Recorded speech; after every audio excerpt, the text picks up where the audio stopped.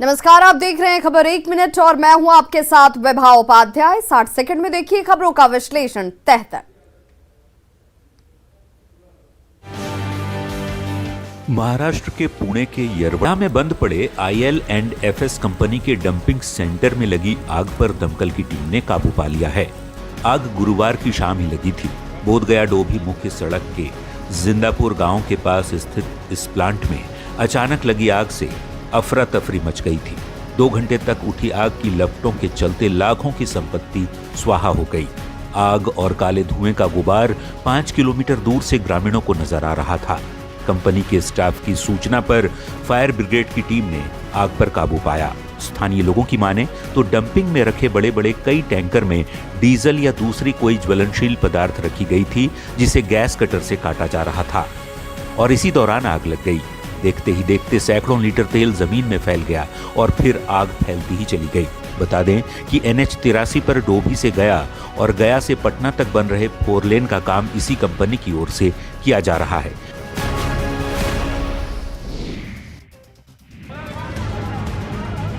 बांका जिले के चांदन इलाके में एक दुकानदार को ग्राहक के घर जाकर उधार का पैसा मांगना भारी पड़ गया। दरअसल बकाए पैसे मांगने गए इस दुकानदार को पहले लोगों ने घर में बंधक बना लिया और फिर पैसों की डिमांड करते ही रस्सी से बांधकर उसकी जमकर पिटाई कर दी गई। एक महिला से गलत संबंध का आरोप लगाते हुए वहां मौजूद लोग दुकानदार के साथ काफी देर तक मारपीट करते रहे। पिटाई का ये वीडियो सोशल मीडिया पर तेजी से वायरल हो रहा है। हालांकि न्यूज़ 18 वायरल हुए इस वीडियो की पुष्टि नहीं करता। तस्वीरों में साफ देखा जा सकता है कि कैसे दुकानदार को लोगों ने रस्सी से बांध कर रखा है और कुछ लोग इसकी पिटाई भी कर रहे हैं। वैसे वायरल हुए इस वीडियो में कुछ लोग पीड़ित दुकानदार का बचाव करते भी नजर आ रहे हैं।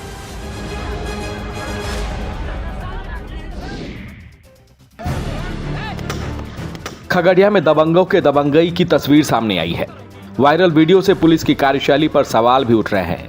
वायरल वीडियो बेलदौर थाना क्षेत्र के कंजरी गांव का बताया जा रहा है, जहां युवकों के बीच मामूली विवाद को लेकर फायरिंग की गई। वीडियो में साफ दिख रहा है कि कैसे एक दबंग हाथ में हथियार लहराते हुए खेत में आगे बढ़ता है और गाली गलौज करते हुए दूसरे शख्स पर गोली चला देता है। फायरिंग के दौरान कुछ युवक उसे समझाते भी दिखे, लेकिन दबंगई के आगे ऐसे लोगों का मन कहां मानता। आरोपी युवक गाली गलौज करता रहा, जान से मारने की धमकी देता रहा। गनीमत ये रही कि गोली किसी को लगी नहीं, लेकिन फायरिंग के इस वीडियो ने कई सवाल उठाए हैं। सवाल ये कि वायरल वीडियो में दिख रहे आरोपी युवक के खिलाफ कब कार्रवाई की जाती है। सवाल ये कि हथियार रखने की इजाज़त इस आरोपी युवक को मिली कैसे। आरोपी युवक कहां से हथियार लेकर आया।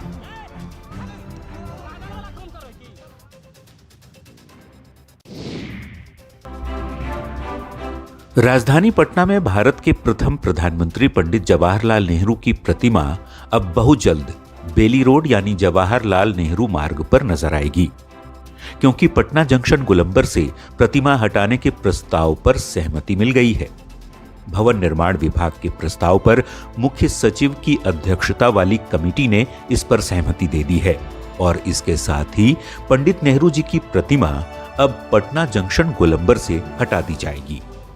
उम्मीद है अगले 3 से 4 महीने के भीतर ये प्रतिमा विश्वेश्वरैया भवन के पास स्थित खाली जमीन पर स्थापित कर दी जाएगी।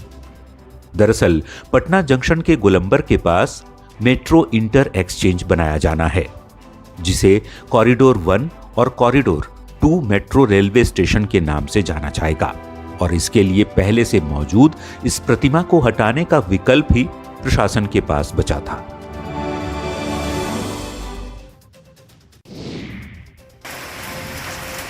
बिहार में बारिश के बाद चल रही हवाओं ने एक बार फिर से ठंडक बढ़ा दी है। बात राजधानी पटना की हो या दूसरे जिलों की, ज्यादातर शहरों में मौसम के बदले हुए मिजाज ने लोगों की परेशानी बढ़ा दी है। हाड़ कंपाती ठंड से बचाव के लिए लोग जगह जगह अलाव जलाकर सर्दी से बचने की कोशिशों में जुटे हैं, क्योंकि लोगों को शीतलहर से राहत मिलती नहीं दिख रही।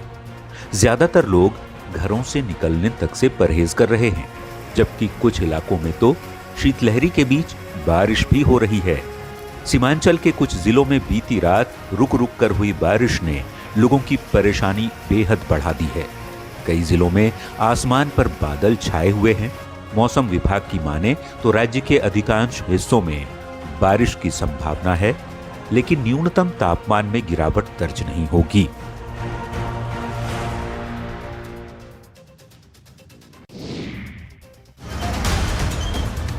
कंपकपाती ठंड है। पूरे बाढ़ शहर पर कुहासे की मानो चादर लिपटी हुई है। घने कुहासे की वजह से विजिबिलिटी इतनी कम है कि 10 गज दूरी पर भी कुछ दिखाई नहीं देता। लेकिन इस धुंध में भी बाढ़ रेलवे स्टेशन पर लापरवाही की तस्वीर नजर आ रही है। यहाँ रेलवे सफर करने वाले यात्रियों को पता नहीं इतनी जल्दीबाजी क्यों है, जान की फिक्र ही नहीं कर रहे हैं। बाढ़ रेलवे स्टेशन पर जैसे ही ट्रेन के आने जाने का अनाउंसमेंट होता है, लोग सीधे रेलवे ट्रैक से ही एक प्लेटफॉर्म से दूसरे प्लेटफॉर्म पर जाने लगते हैं। कुहासे के बीच ट्रेन की सीटी सुनाई भी पड़ रही है, लेकिन लोग मानने को तैयार नहीं है। वो भी तब जब स्टेशन पर फुट ओवर ब्रिज की व्यवस्था है। कुहासा इतना घना है कि चंद दूरी पर कुछ दिखाई नहीं देता। इस तरह की लापरवाही कई बार उस सफर पर भी पहुंचा देती है जहां कोई जाना नहीं चाहता। इसलिए इस कुहासे के बीच रेलवे सफर के दौरान सचेत रहें।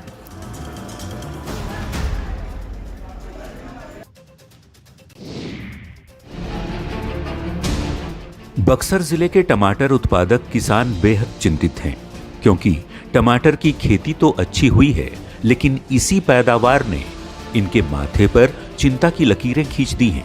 ज्यादातर किसानों को खरीदार नहीं मिल रहे और इसी वजह से किसान मायूस हैं। इन किसानों ने बड़े पैमाने पर टमाटर की खेती की थी।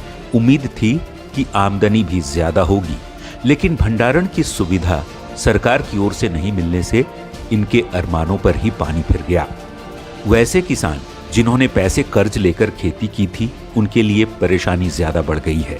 ऊपर से कोरोना की गाइडलाइन के चलते समारोह पर पाबंदी ने भी इन्हें मायूस कर रखा है। जो टमाटर खाने की थाली का जायका बढ़ाया करता है, उसी के गिरे हुए भाव ने इन किसानों की पूंजी का ही जायका बिगाड़ कर रख दिया है।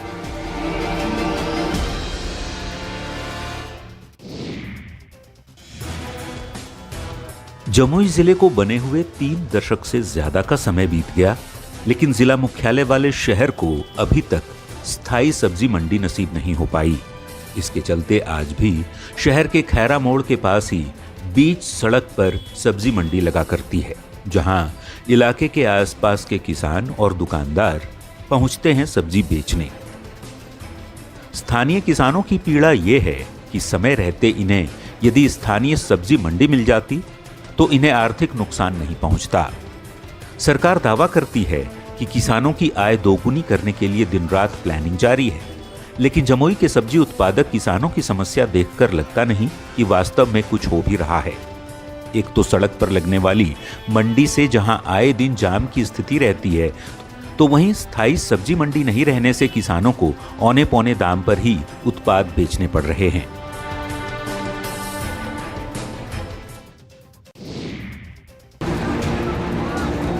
बिहार के कई जिलों में खाद की किल्लत से किसान आज भी परेशान हैं। खेतों में रबी फसल की बुआई का वक्त आ चुका है, लेकिन रासायनिक खाद नहीं मिल रहे। छपरा के किसान खाद की किल्लत से ज़्यादा परेशान हैं।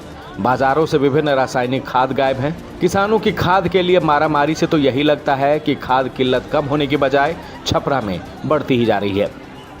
आए दिन किसी न किसी सेंटर में किसान लाइन में लगकर खाद के लिए घंटों इंतजार करने को मजबूर है। मढ़ौरा खाद वितरण केंद्र पर खाद के लिए किसानों की जबरदस्त भीड़ देखी गई। खाद के चक्कर में कई बार तो किसान आपस में भिड़ जाते हैं। यूरिया नहीं होने के कारण किसानों को अपनी फसल बर्बाद होती नजर आ रही है, लिहाजा किसान अहले सुबह से ही खाद की दुकानों पर लाइन में लग जाते हैं। फसल को बर्बाद होने से बचाने के लिए सर्दी के बावजूद ये लोग खाद के लिए दुकान पर पहुंच जाते हैं, लेकिन खाद नहीं मिलने से किसान काफ़ी परेशान हैं।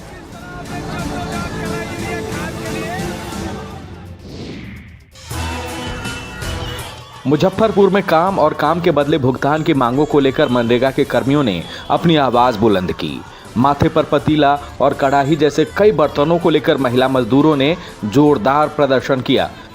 महिला मजदूरों ने मनरेगा के तहत काम नहीं मिलने की वजह से जमकर नारेबाजी की। मनरेगा वॉच के तहत काम की मांग को लेकर अनिश्चितकालीन हड़ताल और धरना पर बैठे हुए मनरेगा कर्मियों ने जिला मुख्यालय कार्यालय के सामने जमकर प्रदर्शन किया। महिलाओं ने रोजगार के लिए नारेबाजी की, हर हाथ को काम देने की मांग की।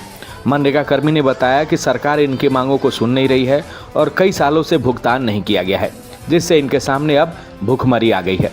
रोजगार नहीं मिलने के कारण तरह तरह की समस्याओं का सामना करना पड़ रहा है। इनका कहना है कि सरकारी कामों का हाल ये है कि पंचायत में मनरेगा के तहत भी काम नहीं मिल पा रहा है, खेत खलिहान में काम नहीं है, भूखे मरने की हालत हो गई है।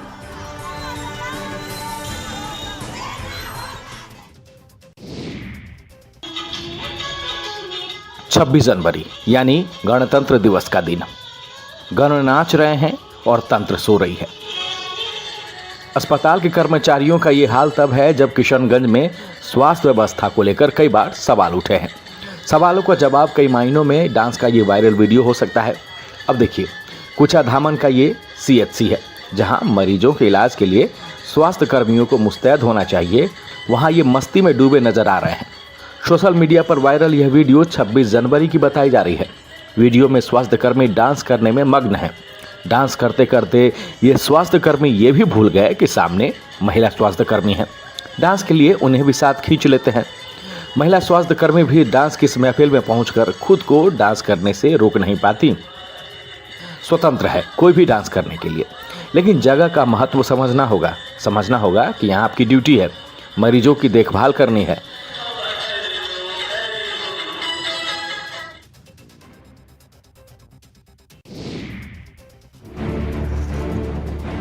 गड्ढों से गंदा पानी बर्तनों में भरना, फिर उसे सिर पर रखकर कई किलोमीटर पैदल चलते हुए घर पहुंचना, उसके बाद इन गंदे पानी को छानकर पीना। झारखंड के ग्रामीण इलाकों में विकास की ये खोखली तस्वीर है। पूर्वी सिंहभूम जिले के मुसावनी प्रखंड में कई गांवों में ऐसे नज़ारे देखने को आपको मिल जाएंगे। पीने के पानी के लिए जूझते ग्रामीणों की यह तस्वीर फिलहाल सारूदा गांव की है।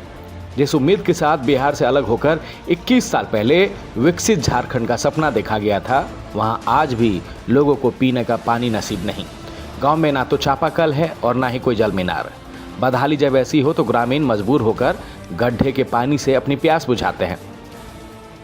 मुसावनी प्रखंड का ये हाल तब है जब यहाँ से 10 किलोमीटर की दूरी पर ही माइंस की कई फैक्ट्रियाँ हैं, लेकिन गांव के लोगों को आज भी सड़क, पेयजल, विधवा पेंशन, आंगनबाड़ी केंद्र, प्रधानमंत्री आवास योजनाओं का लाभ नहीं मिल रहा।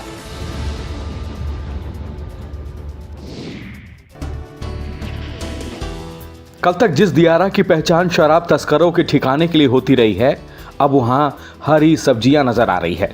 पटना में गंगा नदी से सटे दियारा के इन इलाकों में ऑर्गेनिक खेती कर नेनुआ, कद्दू, भिंडी, मिर्ची जैसी सब्जियां उगाई जा रही है। दियारा के इन इलाकों में ये सब संभव हो सका है युवा किसान रंजीत कुमार के अथक प्रयासों की बदौलत। ITI डिप्लोमा जैसे तकनीकी पढ़ाई करने के बावजूद रंजीत ने अपनी पुश्तैनी खेती को संभाला। जैविक तरीकों से अपने खेतों में सब्जियां लगाई। दियारा में अपने 1 बीघे की जमीन पर खेती में रंजीत खूब मेहनत करते हैं। इन सब्जियों को मंडी में बेचकर रंजीत अच्छा खासा मुनाफा भी कमाते हैं। रंजीत खेती के लिए जैविक तरीके का प्रयोग करते हैं और कम जमीन में अधिक से अधिक फसलों को उगाते हैं। रंजीत का मानना है कि पढ़ाई के बाद कंपनियों में वे इतना नहीं कमा पाते, उससे कहीं ज़्यादा अपने खेतों की सब्जियों को बेचकर कमाते हैं।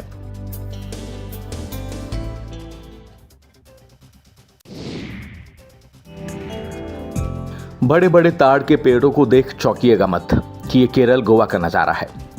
असल में ये नज़ारा मुंगेर का है और आने वाले दिनों में शराबबंदी वाले बिहार में ताड़ के इन पेड़ों से यहाँ के लोगों को बड़ा मुनाफा होने वाला है। ताड़ के ताड़ी से अपना जीवन यापन करने वाले वैसे परिवार जो आर्थिक तंगी से जूझ रहे हैं, उन्हें आर्थिक रूप से सबल बनाने के लिए जिला प्रशासन ने तैयारियां शुरू कर दी है। जीविका दीदी अब ताड़ी व्यवसाय से जुड़े परिवारों का सर्वे करने जा रही है। जीविका के माध्यम से इन्हें ताड़ी से नीरा बनाने की ट्रेनिंग दी जाएगी और इसके बाद नीरा की बिक्री कर ऐसे परिवार आर्थिक रूप से समृद्ध हो सकेंगे। अनुमान है कि जिले में 1 लाख ताड़ के पेड़ हैं, जिससे कई परिवारों की जीविका चलती थी, पर शराबबंदी के बाद ये परिवार दाने दाने को मोहताज हो गए थे। पर इन परिवारों के लिए सरकार ने ताड़ी से नीरा बनाने की योजना पर अमल किया है। परिवारों के सर्वे कराए जा रहे हैं ताकि ताड़ के ताड़ी से नीरा बनाकर बाजार में इसे उपलब्ध कराया जा सके। चलता फिरता अस्पताल यानी दुनिया की पहली हॉस्पिटल ट्रेन जीवन रेखा एक्सप्रेस गोड्डा पहुंच चुकी है। जीवन रेखा एक्सप्रेस के जरिए गोड्डा में 8 फरवरी से लोगों का इलाज होगा। 28 फरवरी तक इस चलते फिरते अस्पताल में जिले के लोग स्वास्थ्य सुविधाओं का लाभ ले सकते हैं। जीवन रेखा एक्सप्रेस देश के तमाम ग्रामीण और दूर दराज के इलाकों के लोगों को स्वास्थ्य सेवा उपलब्ध कराती है। स्वास्थ्य सुविधाएं भी ऐसी कि बड़े बड़े निजी और सरकारी अस्पतालों की अत्याधुनिक सुविधाएं भी इनके सामने मात खा जाए। चलते फिरते इस जीवन रेखा अस्पताल में इलाज के लिए अल्ट्रा मॉडर्न सुविधाएं हैं, जो पिछले कई सालों से लोगों की सेवा कर रहा है। 1991 में जब इसकी शुरुआत हुई थी तब इसमें केवल 3 कोच हुआ करती थी, लेकिन आज इसमें कुल 7 कोच हैं, जहां किसी कोच में ऑपरेशन थिएटर है तो किसी कोच में महिलाओं के इलाज के लिए अलग व्यवस्था। स्वास्थ्य कैंप चलाकर गोड्डा के लोगों का इस अस्पताल में इलाज होगा। रजिस्ट्रेशन के लिए लगातार जिला प्रशासन लोगों को जागरूक कर रहा है।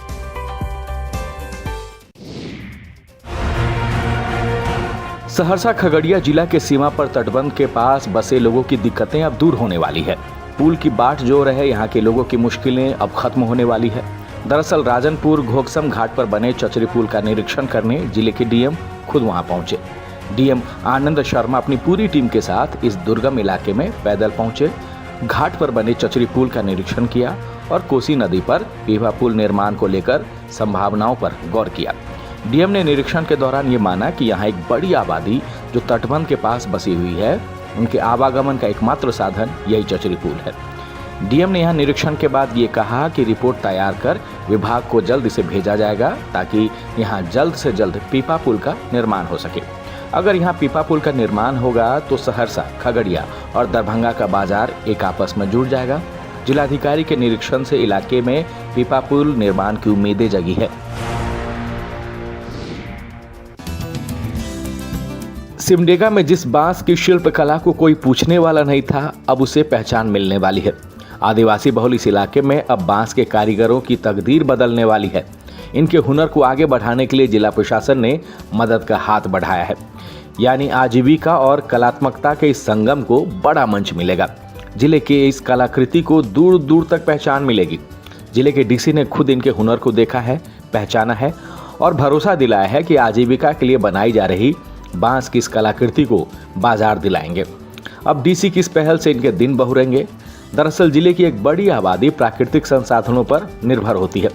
प्रकृति के इन संसाधनों को ये लोग अपने हुनर और पारंपरिक पुराने तरीके से उपयोग कर सुंदर कलाकृति बनाते हैं, लेकिन अब प्रशासन से इनकी कला को आधुनिक रूप में निखार कर इन्हें अधिक लाभ दिलाने का आश्वासन मिला है। इनकी जीवन स्तर को बढ़ाने की अब कवायद होने लगी है।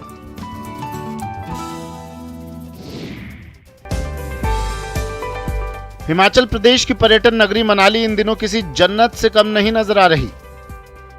ऊंचे ऊंचे पहाड़ और उन पर बिछी बर्फ की सफेद मोटी चादर इसकी खूबसूरती में 4 चांद लगा रहे हैं। मनाली सहित आसपास के क्षेत्रों में बीते दिनों हुई ताजा बर्फबारी के बाद अब यहां का मौसम सुहाना हो गया है, जिसके बाद यहां की तस्वीरें मन को मोह लेने वाली हैं, जिन्हें देखकर ऐसा लग रहा है जैसे प्रकृति ने अपना रूप निखारा हो। बर्फ से ढके पहाड़ और ऊपर नीला आसमान पर्यटकों को अपनी ओर आकर्षित कर रहा है। घाटी में बीते दिनों हुई बर्फबारी के बाद मनाली के पर्यटन स्थल पर्यटकों से गुलजार हैं। बात करें यदि पर्यटन स्थल सोलंग नाला की, तो ये स्थान हमेशा से ही पर्यटकों की पसंदीदा जगह रही है। इन दिनों यहाँ पर्यटकों की खासी भीड़ देखने को मिल रही है। पर्यटक यहाँ पर पहुंचकर बर्फ के बीच खूब अठखेलियां कर रहे हैं और साहसिक गतिविधियों का भी जमकर लुत्फ उठा रहे हैं।